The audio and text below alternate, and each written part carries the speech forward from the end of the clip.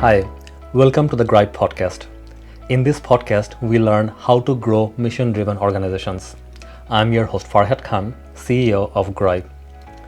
If you want to grow the membership of your professional association, please take a look at the workshops on our website at gripe.ca/services. That is grype.ca/services. In this episode, I speak to Christina Becker from Canadian Nonprofit Academy. Christina has been working with nonprofits for around 40 years. She is the founder of Canadian Nonprofit Academy and also a partner at Becker Associates. Christina runs a number of training programs to help nonprofit leadership teams be more effective in their work. So Christina knows quite a bit about governance in nonprofits. Today, we will hear from Christina how good governance can be the secret sauce to drive innovation in nonprofit teams. Here's the interview. Hi, Christina. Thank you so much for joining us today. Oh, I'm so delighted. Can you start by telling us a bit about yourself and your work? Yeah. I've been in the field in the nonprofit sector for, 40 years. It was kind of my first endeavor outside of after university. And I've had various kinds of roles. I kind of think about my career as being all around different aspects of the table. I've been a volunteer, I've been a board president, I've been a consultant. Well, I am a consultant, I've been a staff member. And so I really see it from so many different angles and all of the different interests that various people around the board table have.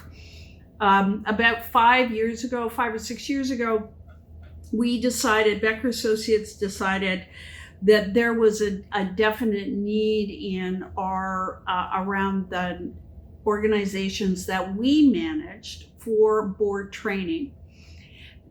We felt that the boards, we were reinventing the wheel almost every single time a new board came on. And at that point I thought, okay, well, let's start offering board training as part of the thing that we do.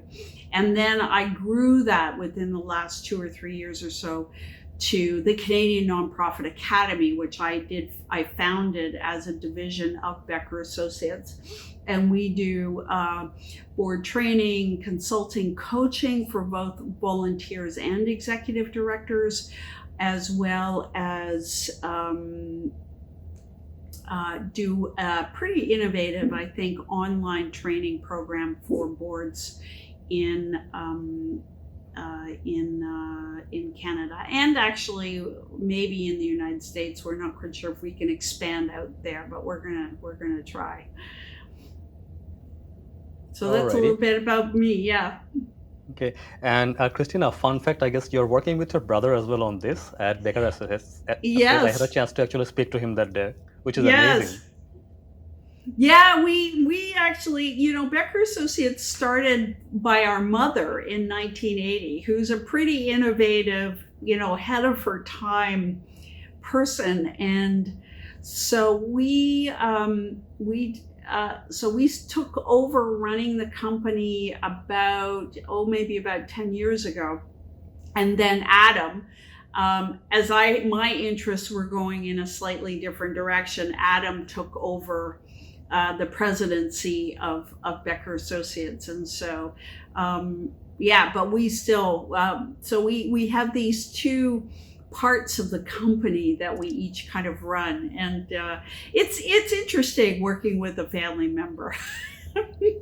Right. Most of the time we're on totally the same page, which is actually pretty great. Yeah. Yeah. Yep. So Christina, what are some of the common misconceptions that people have around nonprofit governance that you see? Well, I think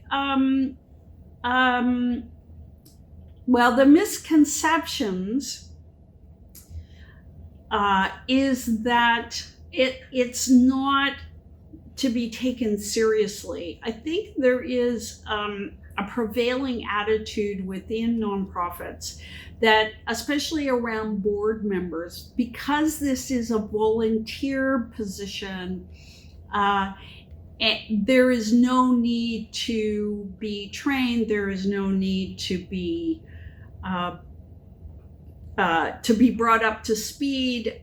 There's a kind of there's a, I wouldn't say a lack of commitment, but there's certainly is a prevailing attitude that because this is volunteer, people don't need to be trained, especially as volunteer leaders. And I think that's a big misconception that I think needs to be challenged, because that attitude is the kind of thing that leads to a lot of board dysfunction, and not out of any ill will or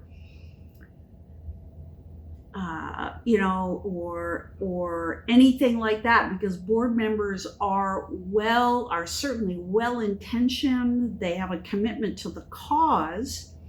I think that when they are untrained or unaware, there is a huge danger that they are not making the best decisions for the organization, and therefore they get caught up in issues that are not related to why they're there, but other things.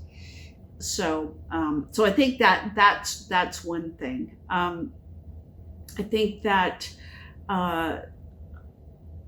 nonprofits also forget that their overall responsibility is to guide. They are volunteer leaders. They need to guide the organization and to ensure future sustainability. And I know this because I've been on many boards as a volunteer. It is so easy to get caught in what needs to be done, into the weeds. You've got things that are right in front of you and you have to do that. But that there is a very important role to be strategic and to be thinking outside of the organization. And I think a lot of boards actually forget to do that. Right. So when it comes to governance, I guess the executive team and the board has to work together. So where would you draw the line? Like, whose responsibility is it to actually take care of governance as opposed to management, Right. Well, overall, I think it's the board's responsibility to think about governance. And this is a very interesting and a fine line, because this is actually a very interesting question, because I believe that because boards forget or they don't know that their role is oversight, governance, the big picture, advisory, strategic, they put on their manager's hat and then they start to manage. And if you have a CEO or a general manager or an executive director, their job is really to manage the organization under the guidance and the advice of the board. And so often these two lines get so blurred sometimes, and many bane of executive director's existence could be an over-meddling board. So technically, I like to think of it this way. I think that the board is the volunteer, the governance leadership. There's a certain community leadership that the boards need to be thinking about, and then there's staff leadership, management, operational leadership, which is the role of the executive director or whatever your position is called. But certainly that is the staff role. And there has to be a very nice kind of balance, a very nice interaction between the two, because it really is a partnership, very much of a partnership. But those lines get very muddied if it's not clear between whose role is what. Right. So when that happens, you mentioned that oftentimes the board will actually get too hands-on on the day-to-day management or execution. So why is that bad? Like, why not get more help? If you have a solid board, if people are willing to help out. So what issues might come up from that, you think? Well, the issues are that there is a challenge around board situation that it is episodic. And so what that means is that board members come in during a meeting, right? And they may get together like once a month or maybe once every quarter, depending on how the governance goes. They are not aware of the day-to-day complications day in, day out. And so well-meaning could be totally off the mark, right? Because they don't actually understand the operations necessary to actually be making a decision. That's why it becomes a little problematic, because if they don't, I've seen, actually I saw this on our board. And because I have been on so many different sides of the table, I know the questions to ask. But on a board that I sat on, we committed to, the board initiated a huge project and did it without the staff input, and wasted a lot of money because the staff had to do a backtrack, and had they had input into the project, we might have done a number of things. One, we might have actually gone to a different provider, or we might have actually saved ourselves a lot of grief. And that's what happens when a board member takes on a particular project and kind of does it in isolation, right? There's just there's a potential to lose resources, spend a lot of money, and then the board member leaves, right? And then all subsequent the boards have to clean up the mess. And for many nonprofits, the resources that they have are very precious, right? So that is a case in point, when the board kind of meddles into things that they really shouldn't be. So there needs to be this very healthy conversation between staff and the board. So, yeah. Right. So Christina, in our discussions earlier, you told me that governance should be your secret sauce to driving innovation. Yeah. Can you tell us more about that? Yeah, for sure. I think that this is really important. I think what we know this from how teams work in business, right? There's a code of conduct. Everybody's on the same page. Everybody is working really well together towards the same goal. And I think that when a board bands together and becomes a phenomenal team, really has each other's backs, knows what they're working towards, then the power of the group to can provide the foundation for creativity and innovation, because you've got the power of the group that's all working towards the same goal. But I think it can only happen when everyone has the foundational knowledge of the organization, so really understands what the organization is about, where it's going, what the role of the board is, what its role is, the strategic direction, the culture is good.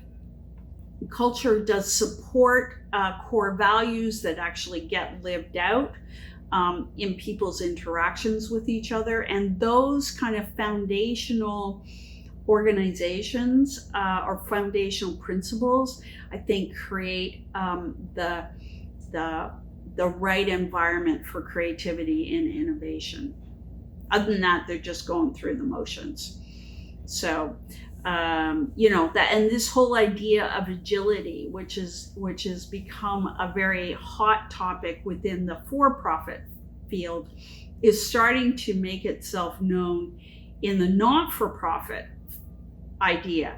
But that means that organizations and board members have to change very much about, first of all, how they're making decisions. Sorry. I hope you're going to edit this. No, that's fine. We can keep going. Yeah. Okay, good. Because that was my dog. Yeah.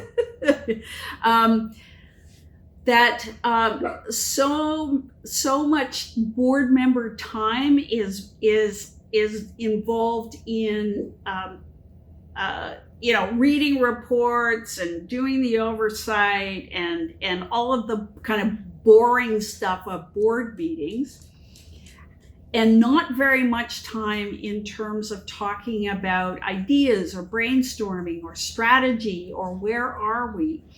And so when, big issues aren't given enough time to be talked about, then they get put to the end of the meeting when people actually are feeling tired and they're bored and they just want to get home.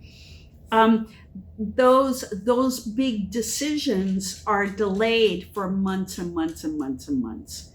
And so I think it's people to really be innovative and to be agile, you have to change the way the board is actually meets. You can do a number of things like have all of the reports sent beforehand, and everybody has to read them, and there's only discussion if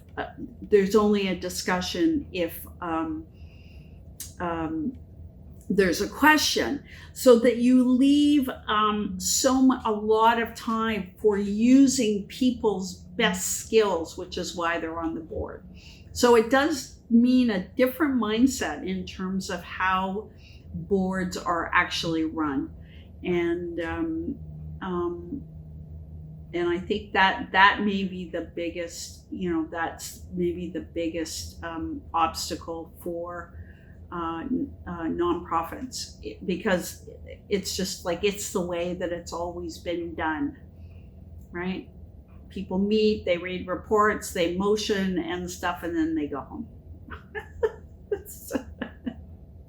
Right. Yeah, and I guess, Christina, not just for boards, we find this in many other business meetings as well. So if it's an organizational meeting, people kind of like don't prepare early on for the meeting, and they actually expect to get all the work done during the meeting, right? Exactly.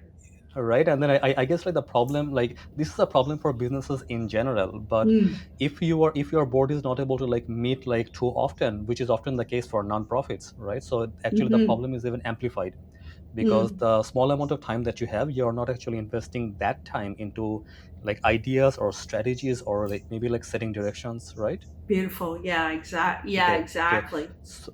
So Christina, if that is the case, so who are the key players who should actually be involved in making a change? Yes, right, exactly. Well,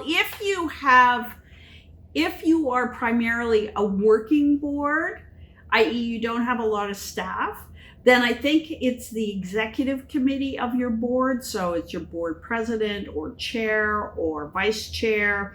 There has to be a champion on the board to make the change. And normally the board's chair's responsibility, at least in the boards that I've been involved in, is to set the agenda.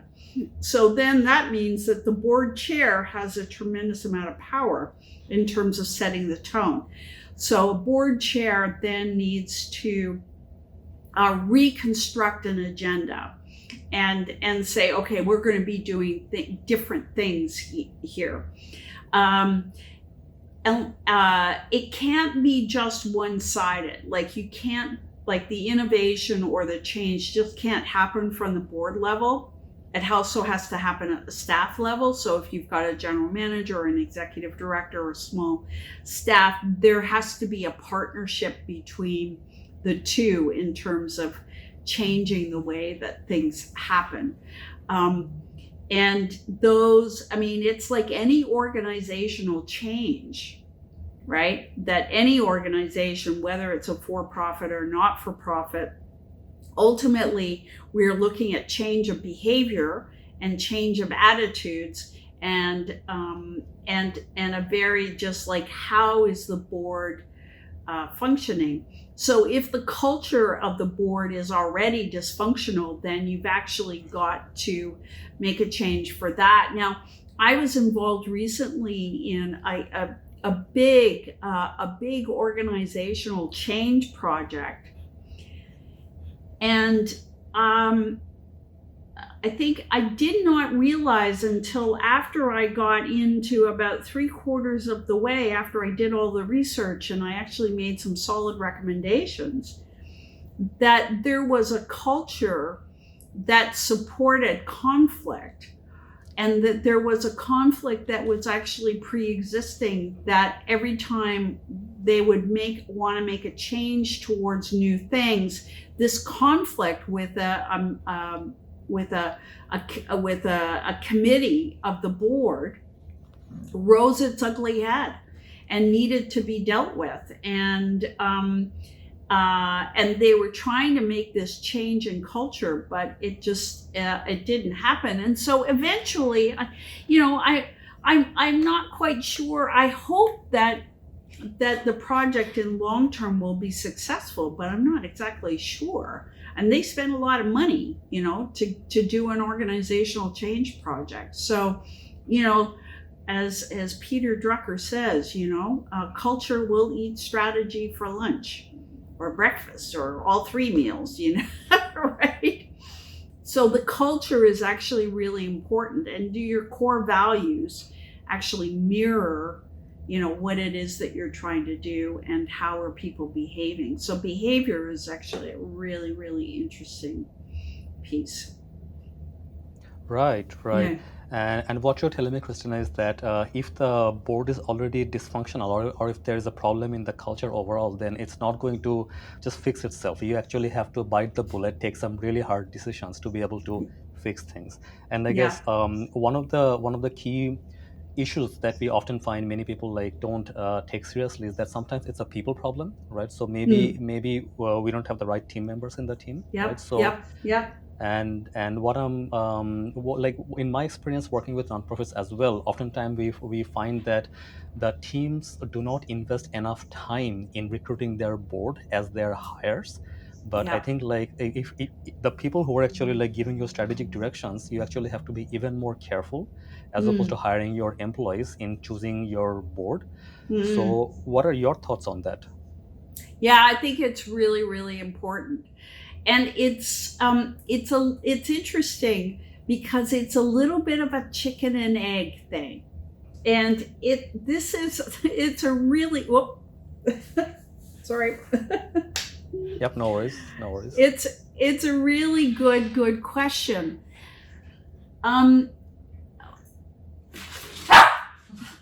There are a lot of people who have had bad board experiences because of dysfunctional boards or their whatever, right? And so I have talked to people, I talk to people on planes or whatever, and I say, I'm doing this thing, and they go, oh yeah, I was on a board and I never do it again. I said, why? He said, well, because it was dysfunctional. It was bad. We didn't do very much. It was a waste of time. And so as a result of that, then it's harder to recruit board members, right? Because nobody wants to be on a board because they've had a bad experience, which means that their expertise is now no longer available. But to give a board a good experience, you need to have a good working culture. You need to have a really great team. And so, but if you're going to the bottom of the barrel, well, that's a little excessive. That's a little extreme in terms of the thing. But if you're kind of going, oh, I'm just going to get whoever I can get because I need a board member, and I don't have an opportunity to actually be picky because there's not that many people. And I think this may be true in associations more than any other kind of nonprofit. Right. Then it kind of reinforces the dysfunction. It reinforces the fact that people are having bad experiences. So my philosophy is that if people are well trained and they follow some of the best practices, then in fact you create for your board a fantastic experience that they would not get any other place. And then the reasons why they're going to leave is because they're tired or they've got other priorities, but they will say, oh, I've had a great experience on this board. We really, I felt like I was valued. I contributed something that was, just like a good employee, right? I mean, it's the actual same process. It's just you don't pay your volunteers. But I think that's it's a really important thing, is what kind of experience is the organization giving its board members? Right. And I guess right at the time when we are recruiting our board member for the next cycle, what we should probably do is make sure that the experience is mutually beneficial. So Yes. the board member is getting something solid out of it, maybe professionally or maybe through social networking or something else along the lines. So even though it's a volunteer position, there has to be some other tangible or intangible benefits that the board member is getting. Absolutely. And then if that fit is not there, then right at the very beginning, just because someone is willing to volunteer, maybe they should not be allowed to, right? So only when there is a mutually beneficial a relationship, then it's going to work out really well. Yeah. Now yes, exactly. And that could be intrinsic. I mean, let's say in a professional association where let's say people are working by themselves a lot, like as entrepreneurs or solo practitioners or whatever, then being on a board is an amazing experience as a team, to work in a group, to work towards something to the greater good or to the larger interest of the profession, with people of like mind. And I think there's a lot of value in that, but I think you're absolutely right. And to understand, this is a core piece of our board training course, is that, to look at motivation, look at why board members are joining, because you want to actually create an alignment, as you said, right, between what their interests are, what their expectations are, and what the organization needs. Right. Yeah. So Christina, say if an organization is trying to improve their governance overall, so what should be the first few steps that they should take? That's a really, really good question. I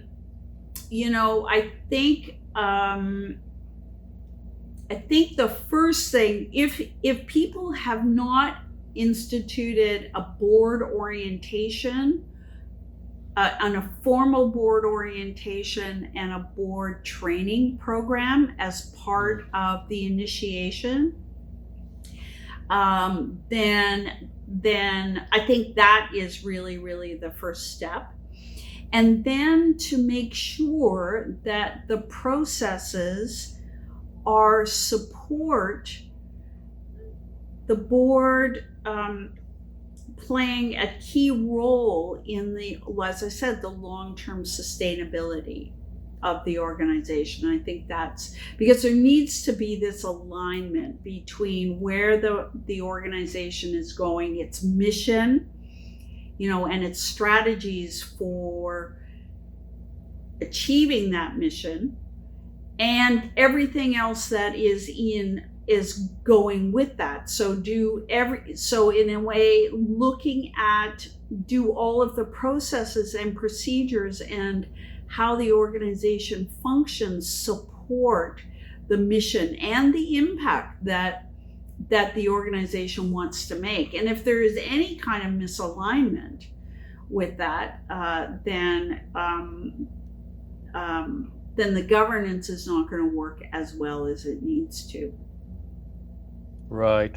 Yeah. And I guess if you are a new board member, you haven't volunteered in any board before, then it's actually quite a bit to learn. So there's learning a lot curve is, to learn. yeah, there's a lot to learn, and including Robert's rules, which can be overwhelming by itself. People just don't know it, right? yeah, totally. Right. Okay. So now say that we started by training our board, and our board is kind of properly onboarded. They know the basics of helping the organization grow. Now, when it comes to their day-to-day execution, their board meetings and whatnot, what should the board focus on, and what they should not focus on?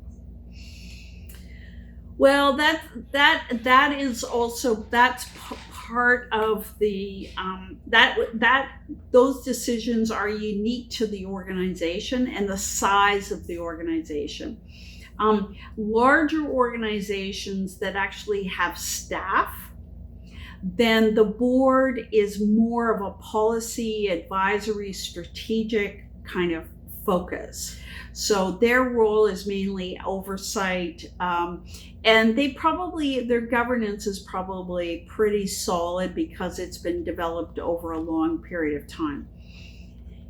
Smaller organizations, probably under maybe, to maybe $500,000-$600,000 in an annual budget, let's say.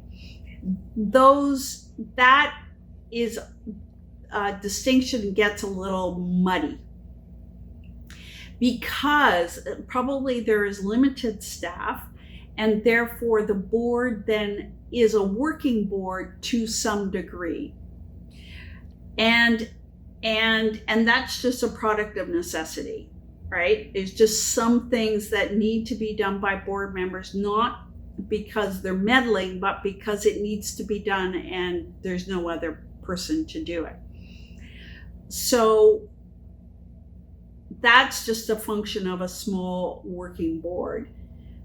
But as I said before, if you get too much into the weeds and forget that in fact you've got this oversight, and so regardless of how much of the working of the organization still needs to be done, there are other things that really need to be done too, like forward thinking, like future sustainability. Is the mission still relevant? What are the projects that we're doing in alignment with the strategic goals? All of those kind of big picture sustainability guiding, which is taken from the governance as leadership model, is that as a board, the role is in leadership. So that's really about steering. So they really at some point need to put their captain's hats on, and and actually think about where are we going and all of that kind of stuff. So that becomes a real challenge, especially when an organization is growing and they have to make a shift between a working board and a policy board. I've seen this many times with small boards, that what they do is they make a decision for the specific situation. What should we do about this? Well, we should do this, which is very specific, tactical. And then they make a motion, so-and-so is going to call so-and-so with this information, and therefore, whatever. But when the organization grows, and this is a very tactical thing, you have to start thinking about policy. Like, is the situation a policy worthy situation, so that in fact the board needs to be creating a policy that is going to guide future actions. And many boards don't think that way.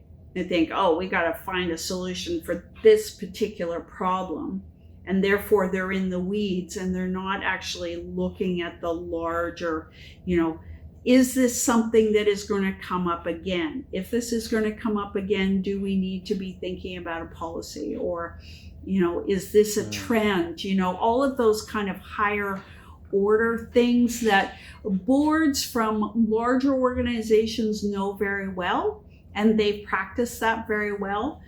But smaller boards, smaller organizations, they really have an issue with that. Yeah. Right. And Christina, like when we speak about innovation, I guess innovation starts from the bottom or from the top. It's really hard to tell. But, Yeah. in the organization that I had a chance to work with, and then like in our company as well, I kind of like see that innovation starts from the top. So right at the very beginning, right at the top, like there has to be some drive for innovation. There has to be some motivation there, like to actually try new things, like Yep. explore ideas, like think out of the box. And then only when it starts from there, then I guess like the rest of the team can be inspired to be more innovative, like take Yep. chances, take risks. Yep. And that's how an organization will grow, by like leaps and bounds, right? Mm. So when it comes to driving innovation, what are your thoughts on like how boards should actually like approach this? How should they actually try to make their team more innovative? Yeah, great question. I think you're right about the idea that it has to come from the top. So at a board level, we'd be talking about a board chair, and the board chair is really setting the tone, and will drive the thinking outside of the box. But as I said, though, I think, we had the board that I sit on, I think, was a really good example. We have, or just recently had a chair who was an entrepreneur as well as a therapist, and really was getting us to think outside of the box. And so, but the real truthful innovation actually arose from a kind of a group thing that was happening during one board meeting, where we were trying to figure out how could we support our members in according to the pandemic. And all of a sudden somebody just said, well, why don't we just do this? And I think it may have been our board president. I'm not quite sure. Somebody said it was the president. And we all went, wow, what a great idea. And it was implemented within 24 hours. And we're still doing it, and and each board member, hosts a community hour 2 or 3 times a week for members just to drop in, and it's been amazing to create community and also to help our members kind of weather the pandemic. And so it's been really, really effective. And we've met people that we wouldn't have met. So the community has actually really grown. And it was just this little thing that said, well, why don't we do this? And it was just like everybody, I went, yeah, because that really fits our mission, And so there is something magical, I think, about innovation. I think maybe you've experienced that too, where there's something magical, or there's just something where the energy of the group is such that it's just like, somebody presents an idea and it's just like, oh, of course, that is it. And then it just grows in such a way that is, is really amazing.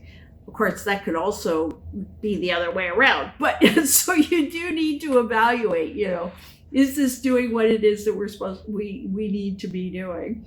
Or, and in fact, for us, it was, I think, It wasn't just a crisis opportunity, although, and then we found out that it had tremendous value. So, yeah. Right. So, right. yeah, I think there has to be a culture of innovation. There has to be a culture of communication and discussion and dialogue and consultation, so that you actually, activate the collective wisdom, so to speak, within the organization, right? And that, I think, is a lot easier in a not-for-profit because there's community involved and there's stakeholders that are serving than it is for business, which is, there could be like one owner or, a series of small group of owners, right? So that conversation is just slightly different. Right. And I guess the pandemic has really pushed us to think out of the box in many different ways. And Yeah, I'm glad totally. that we are adjusting at this time. It's been like 3 months in lockdown, I guess. Oh my God. Totally. 3 months in lockdown. Oh my God. Yeah. Right. Yeah. So, Christina, what will be your key takeaway for our audience today? Well, I think it's a broken record, but train your board members. Train your board members and make sure that they are well equipped to serve your organization well. I often think about it as like if you were going into a company and you were hired by a company to do a particular job, yes, you would have had some skills, but you wouldn't go into that job not expecting to be trained on the ins and outs of that particular organization, how it functions, what it does, what's your role in that, you just wouldn't. And I think that the same principle actually applies to your volunteer leaders.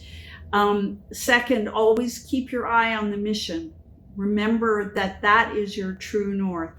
That's the impact that you're trying to make, and that ultimately will determine if you are successful in realizing, your mission and your impact.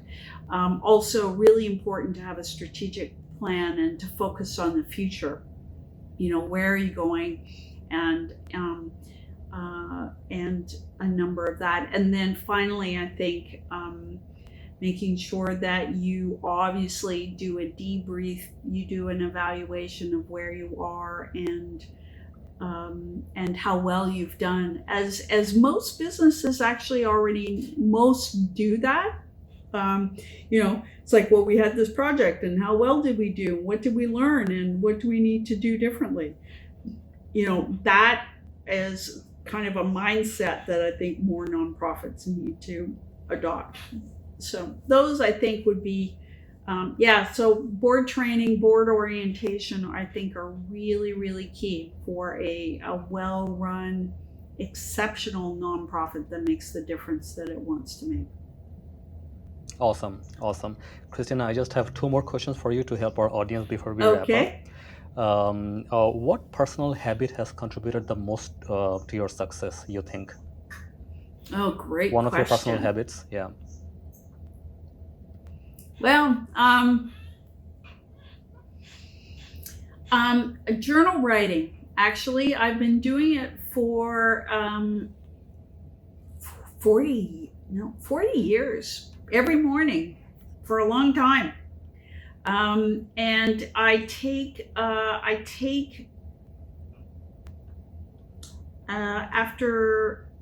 after an hour or so, I take maybe 30 minutes to 45 minutes every morning to review my day from the day before and what have I learned and what has happened, and also to set my intentions for my current day. So I've been very present to things that have given me joy and happiness, and especially looking at what happens with when things have kind of knocked me off my center or I've been upset or whatever, and to take that time to understand, through for my own self-awareness, so I can be a better consultant, a better therapist, a better leader, just to support my own self-awareness. So I think that is, what I would say is an active process of self-discovery and self-awareness is probably, I think probably the biggest thing that I've adopted. And I've been doing it for many years. Yeah. Christina, thank you so much for that. I have been doing journaling for quite some time, and what I find is that the process of writing down the slow thinking actually helps you self-reflect much better than maybe just typing things on a computer. So just sitting on my iPad, typing out my thoughts, writing down my thoughts, the slow thinking, I think that helps me a lot in sometimes coming up with new ideas or to actually get a completely different take on something that I wasn't thinking the last day. So yeah, I totally agree with you. Alrighty. And Christina, can you share a digital tool or a strategy that makes you effective in your work? Oh yeah, I've got so many. I am always looking for productivity tools, because I've got a lot on the go, and I need to really maximize my day and get as much done as I possibly can during my day. So about a year or so ago, I went to Gmail and G Suite for my business, which has helped coordinate my assistant and other people, and that's been very helpful. I've just found a new tool that I'm just exploring, which I'm beginning to really like. I can say I love it, and it is a tool called Notion. I don't know if you've heard about it, but it is very so adaptable to creating a kind of a personal a life system for yourself. And I just started it about a month ago, and I've got my to-do and I've got projects in there, and I'm creating a wiki for courses that I'm going to teach, and it's a way to capture research. And it's all in one place, which is the thing that I really like about it. At this moment, I had stuff in Word, I had stuff in OneNote, I had stuff in a task manager, and it was just, I'm kind of going, where did I put that thing? I can't remember where I put that thing. And then I would spend 15 or 20 minutes trying to find the thing on my my 2 terabyte hard drive. And I couldn't find it. And it was just, I literally would spend 15 or 20 minutes kind of going, I knew I wrote something about that. Anyways, this solution, I hope, is going to help me spend less time looking for things, because everything will be in the same place. It's a little thing called Notion. So I'm really like, it's word-based, it's web-based, and you can also do a desktop version. So I'll definitely check it out. So Christina, how can people get in touch with you if they want to learn more about your work? Oh, thanks so much. It's the Canadian Nonprofit Academy, and that is www.canadian-nonprofitacademy.com, and you get a sense about our board program and our coaching program. They can get in touch with me directly at cjbecker@beckerassociates.ca. And we've got a couple of really innovative projects coming up. We're doing, we're doing free webinars every 1 to 2 months on just things that we think are really, really important. And I'm about ready to launch a nonprofit board president coaching program, mentorship program for volunteer board presidents as a pilot to start in the fall of 2020. And we will be talking more about that program and also offering some free advice, just like a lot of value in a webinar that we're going to do on July 22nd.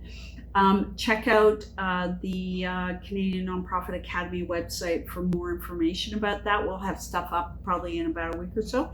Or if your listeners are really keen, then just drop me an email and I will make sure that I will give people, all of the information around that. So thanks. Absolutely.